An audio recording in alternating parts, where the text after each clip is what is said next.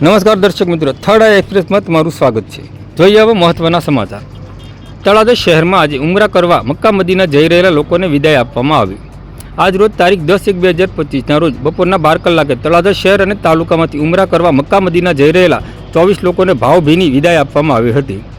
તળાજા શહેરમાંથી ઉમરા કરવા જઈ રહેલા 24 લોકોને તળાજા શહેરમાં આવેલા અયુબભાઈ દસાડિયાની ઓફિસેથી વિદાય આપવામાં આવી હતી। આ પ્રસંગે મુસ્લિમ સમાજના આગેવાનો અને ઉમરા કરવા જનારના પરિવારના લોકો મોટી સંખ્યામાં ઉપસ્થિત રહ્યા હતા અને ઉમરા કરવા જતા લોકોને ફૂલહાર પહેરાવીને ભાવુક થઈને વિદાય આપવામાં આવી હતી।